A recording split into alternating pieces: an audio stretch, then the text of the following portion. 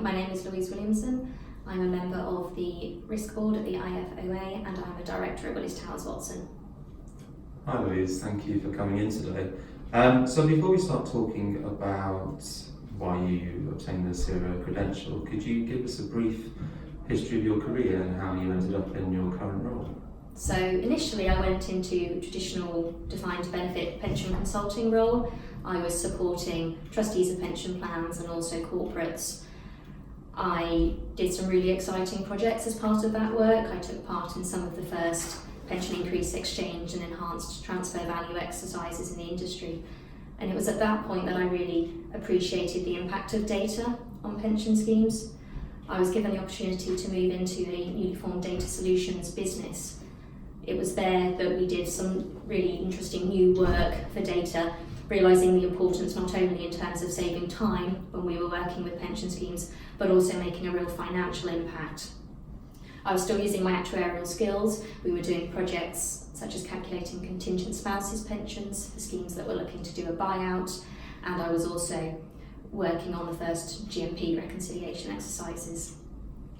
It was following that I was offered the chance to join a new team who was setting up a defined contribution master trust within the business. And I moved into that area, and that was where my real interest in risk came to the forefront. I was carved myself out a role within the first couple of years, working specifically in risk and compliance. And how did you find the crossover between pensions, or starting in pensions and then going into the risk area? Was there a steep learning curve? Or? I think it was really interesting making that move from working solely in pensions to a much broader risk role. I think the work I had done before that laid down some really good foundations in terms of the approach that I would take to picking up a lot of those areas, my familiarity with a lot of regulations and rules that were required, as well as lots of the manipulation I had to do with figures, etc. when I was looking at reserves. But they were not the same, and it did take me a little while to kind of use my skill set and try to apply that into a new field, which was both really interesting and really challenging at the same time. I can imagine. And what attracted you to obtaining the CERA designation? So I took a bit of a look at my career and the role I was doing to date, and I looked at the responsibilities I had. They were very diverse. They were covering risk registers, working with audit and risk subcommittees, monitoring new regulations such as GDPR, as well as monitoring reserves, as I mentioned. And I looked at that and I thought, how does that map to the qualification that I have? How does that fit in with my actuarial role? And I thought, I'm sure it does, but it was just very different to the work I'd been doing when I qualified as a pensions actuary. And I went back and revisited the ST9 syllabus and thought, this is just a perfect match. So I thought if I could do this, the really great thing there would be that I would have a mirror that reflected the skills I had learnt on the job with something I could then evidence on paper. Not only that, I think one of the great things about ST9 was that it gave me a real chance to see what the rest of the industry was doing, what best in practice was doing, and it made sure that I got a far wider skill set than I would have had if I was solely going by my own experiences to date.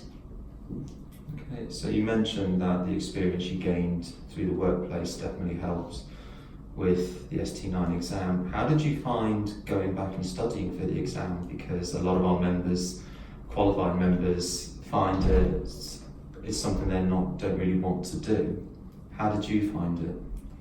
I think I was quite enthusiastic to go back and learn something new, but at the same time it was 10 years since I qualified, so there was that initial culture shock where I thought, oh actually I do need to go back. A lot had changed in those 10 years, obviously personally and professionally, to then go back into that study mode. But at the same time, the study pack arrived, it was very familiar to me, I was used to the layout, the formats, and I soon sort of forgot, and it was like nothing had really changed. I kind of fell back into my old habits. I did what I do best. I wrote a plan so that I could get through the chapters in time to have some study time with the mock exams at the end. And I did find I fell into a real pattern. I did need to sort of be dedicated to it and want to do it. But I think I had that motivation, and I actually, really enjoyed doing the course once I got into it. Okay. And did you get any support from your employer whilst you were preparing for the exam? Yes, my employer was really supportive of me taking the exam. They could see the value of the qualification. It supported my fit and properness for the role that I was taking on for the Master Trust. They also paid for the exam and all the associated expenses with it. That's great. And how did you find the one-day's CERA seminar that you took once you passed the exam? I think the seminar was a really good way to consolidate everything that we had done through the bookwork. Not only was it a great chance to meet my contemporaries working in a variety of risk-related fields, there were also some professionals there on the day who we could talk to and draw on their experiences. I think one of the aspects of the day that I really enjoyed was the case studies.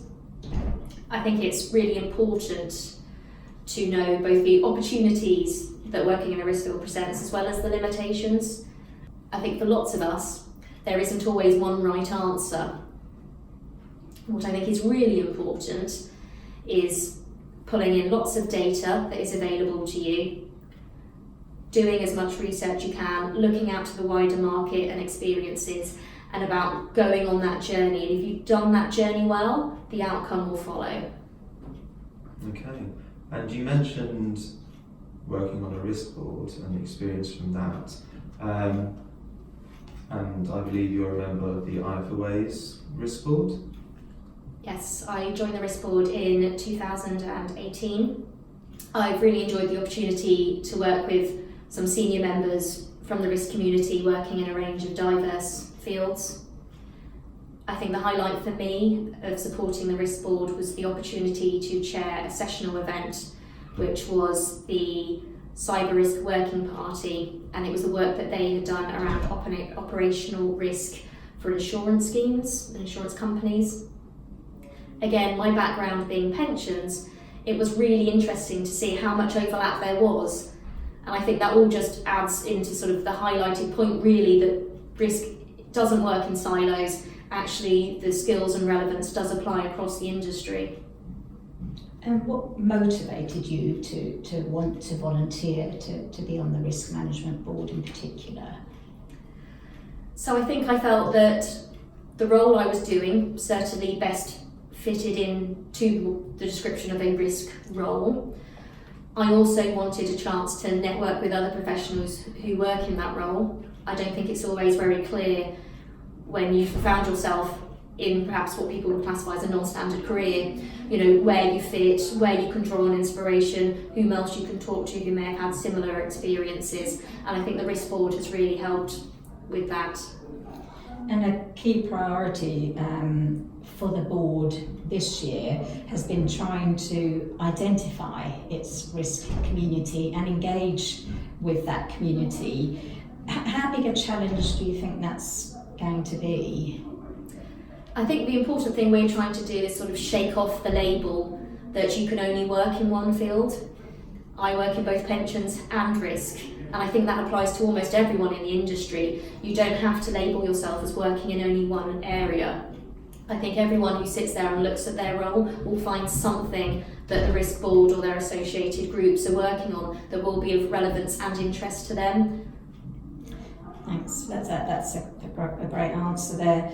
How else do you think the board could support its community? Is there anything else the board should be prioritising? I think a good thing for the board to do is to share examples of best practice where it sees them. It's a good place to share experiences. I think we can only really develop our knowledge if we are pulling on a wider community of people and engaging with those individuals. It is when you do that you come up with something new, something fresh, and you can really add value to those members.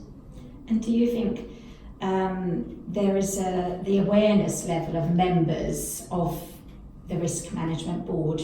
Do you think it's high, or do you think people really don't know, A, that there's a board, and B, what it is doing or trying to do for its community?